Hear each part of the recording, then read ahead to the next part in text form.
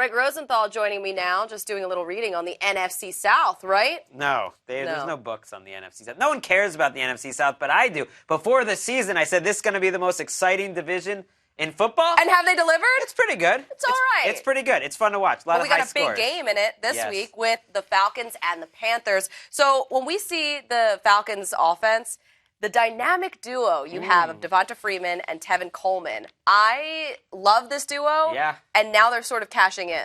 Fun to watch. Devonta Freeman, a surprise Pro Bowl nod. Yeah. You know, because his numbers haven't been there quite as much this year, but a well-deserved nod because when you watch him, the only thing that's holding his numbers back is the fact that you have Tevin Coleman behind him, one of the fastest, most dynamic backups in the league, and I don't think there's a better 1-2 punch. I'm trying to think of one off the top of my head. No, this is a pretty good one. When you have Doug Martin and Charles Sims maybe at 100%. No, sorry. All right, fine. Not even close. Sims This not as good. Falcons offense, though, it's so good. You have these two, and then you have Matt Ryan as quarterback, and even without Julio Jones out there, he's still really effective. Putting up over 40 points the last 2 weeks without Jones, without Sanu in one of the games, and that's why I think he's an MVP candidate. And to me, it's him, Zeke, and Tom Brady are the three top guys.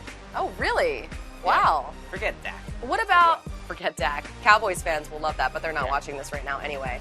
Taylor Gabriel, the last couple weeks, too, he's been filling in really well. He's been great. I mean, it's partly the scheme and Kyle Shanahan in terms of getting guys open, but they find guys out of nowhere. How about on the defense? Vic Beasley. Right now, he has 14 and a half sacks, leading the NFL. Some defensive player of the year buzz for him, which I think is You're not going to put him in the conversation? No.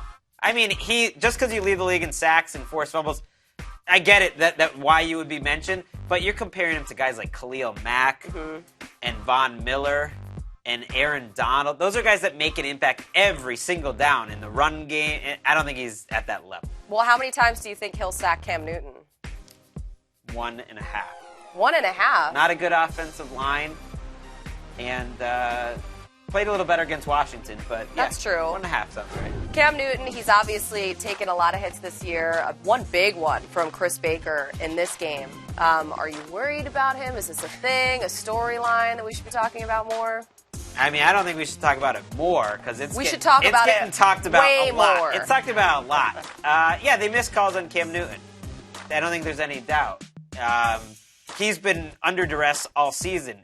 The taunting thing was his fault on Monday night, so that's his bad. I like seeing him play well, though, in that game. I know, because then he's happy, and he's way more fun to watch when he's happy.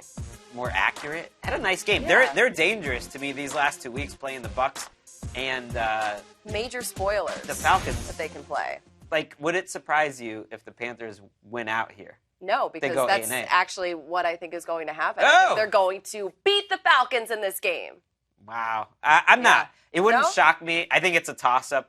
I really believe in the Falcons. I think this could be a Super Bowl type of team, and I know this is a tough spot for them, so it'll be close, but I'll take them. All right. NFC South on the line. The Falcons, they got to come through if they want to stay in the playoffs, in that playoff hunt.